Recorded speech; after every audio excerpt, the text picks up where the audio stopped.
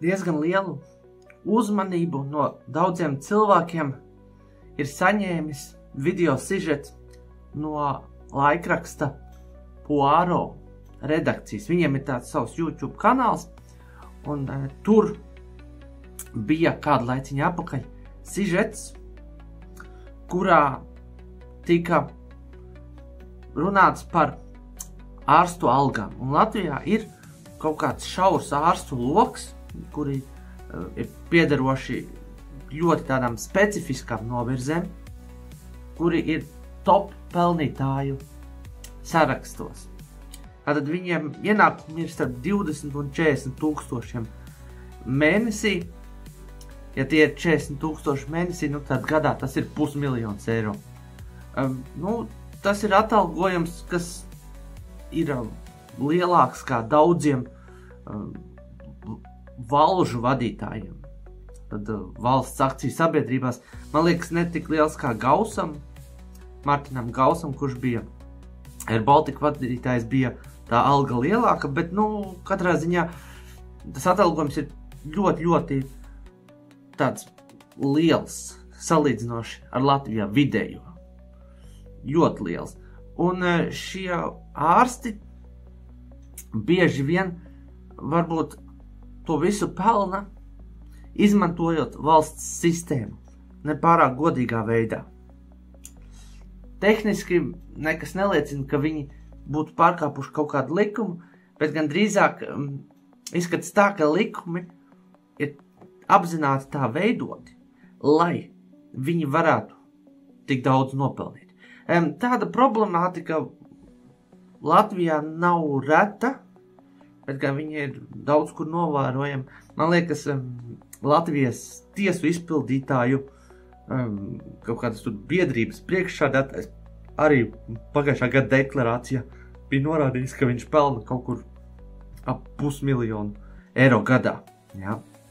Kaut arī viss tā viņa darba veids un metodika ir cieši saistīta ar to, ka valsts viņam nodrošina ieņēmumu sistēmas. Tātad viņš ir tā kā valsts darbinieks, tā kā kaut kāds izmeklētājs, jeb prokurors, kaut kāds valsts interesē strādājošs jurists, bet viņam ir izveidota tāda sistēma, kur viņš ir atrauts no kaut kādiem regulāriem ienākumu slāņiem, un tā sistēma ir apzināti tā veidota, ka viņš var pelnīt ļoti lielas summas. Tātad šeit arī runājot par ārstiem, izskanēja viedoklis, ka tie varbūt nemaz nav kaut kādi pilnīgi privātajā sektorā strādājošie ārsti, kuri pelna tādas lielas naudas. Un tajā sižetā arī tika izteikts viedoklis, ka tas ir tikai kaut kāds šaurs profesiju loks, ka tur nemaz nav visa veida ārsti iekļauti. Un šeit, man liekas, ka tas viss ir viens ar otru saistīts. Šeit caur lobbyismu, caur politiķu ietekmēšanu ir izveidota sistēma, necaurspīdīga sistēma, kur sajiet kopā divi būtiski faktori. Pirmkārt, tiek mākslīgi mazināts to cilvēku loks, to mediķu loks, kuri var kvalificēties attiecīgajiem ārsta specialitātei. Un no otras puses tas viss tiek veidots ļoti, ļoti necaurspīdīgi, ļoti necaurskatā. Šie divi faktori sajiet kopā, un tad arī veidojas kaut kas tāds. Es, protams, nevaru izslēgt, ka daži no tiem ārstiem ir tiešām pasaules līmeņa speciālisti, kas strādā privātajās klīnikās tiešām uz savu rēķinu, kuri varbūt vada paši savu uzņēmumu, un tad attiecīgi arī nopelna. Es domāju, ka tas pat ir iespējams, bet komentāros izskanēja arī savādāk viedokļi. Es šeit varbūt pievērsīšu uzmanību komentāram no kāda Jurģa Lapiņa, un viņš rakstīja sekojošo. Notiek tā, valsts nopērk iekārtas, ārsts nomā tās par smieklu naudu, nemaksājot amortizāciju, kopā ar operāciju zāli. 90% ar māsām, un tur tā nauda rodas. Lursoft. Ievadiet ārsta uzvārdu, un 80% gadījumu privāta prakse ķirurgam atradīsies pāris soļu attālumā no valsts slimnīcas. Privāta praksē būs tikai galds un 2 krēsli.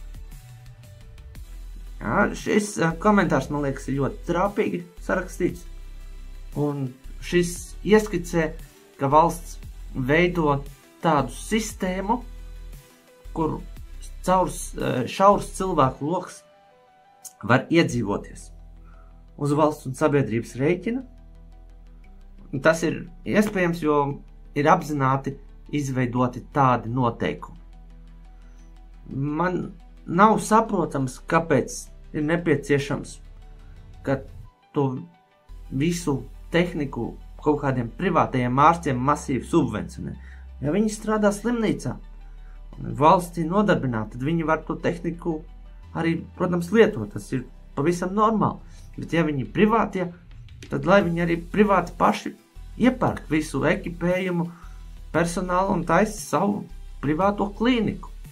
Latvijā ir arī privātās klīnikas, viņas ir ļoti daudzās pasaules valstīs, un tās gana bieži ir arī pilnīgi no valsts institūcijām atdalītas iestādes, kur tiešām sava ēka, sava cilvēku štats, jā, gan medmāsas, gan ārsti, un viņiem ir arī sava tehnika, savs ekipējums, un tad viņi arī strādā, un viņi konkurē tad savā starpā. Jā. Viena privātā klinika konkurē ar otru, un viņi ir ieinteresēti piedāvāt pēc iespējas labāku pakalpojumu par pēc iespējas izdevīgāku cenu, lai pie viņiem nāktu vairāk klienti, lai pēc iespējas vairāk klienti izvēlētos viņu pakalpojumu. Lūk, tas būtu ok, bet acīm redzot, mūsu valstī ir arī kaut kāda jocīga, grūti pamatojama opcija, kur valsts subvencionē šos privātos, un tad arī attiecīgi rodas šie lielie ienākumi viņiem.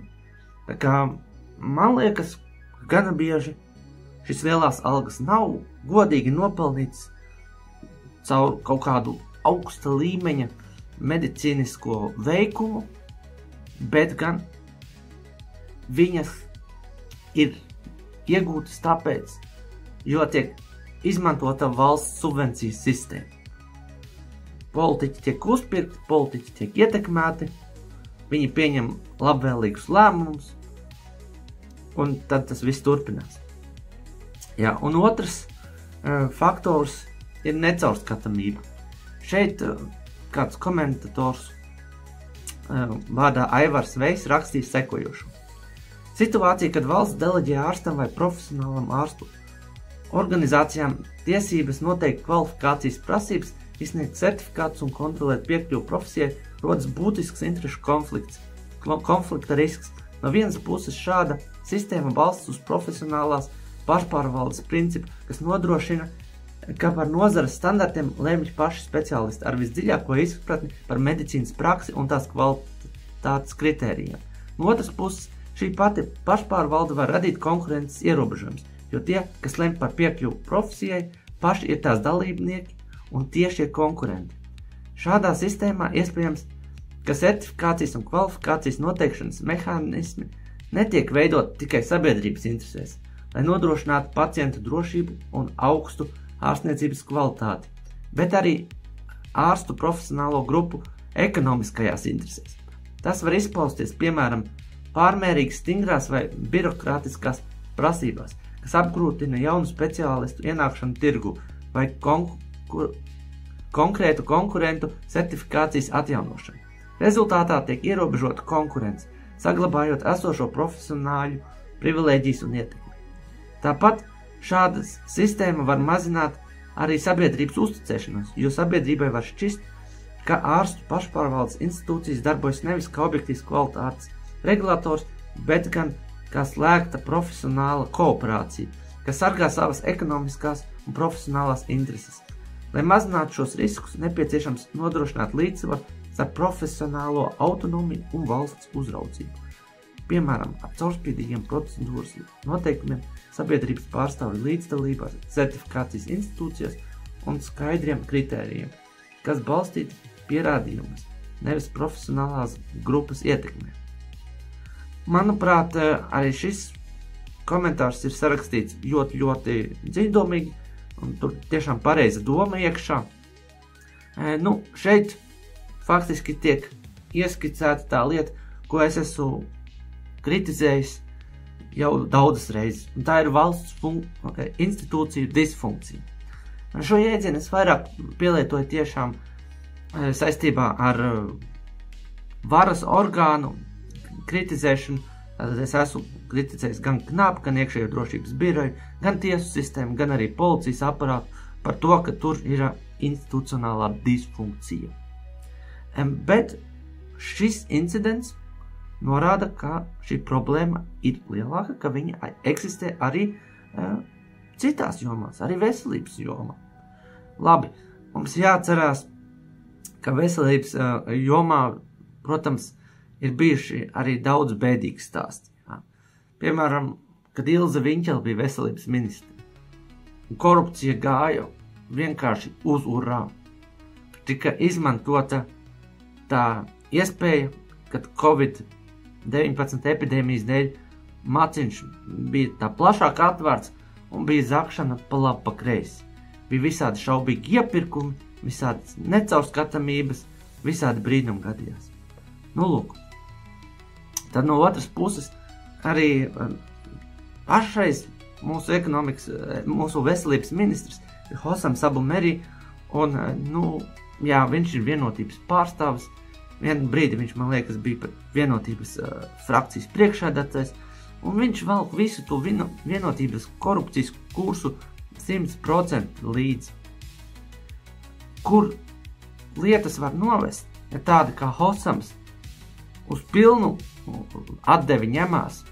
To var redzēt Libānā, viņa izcelsmes valstī.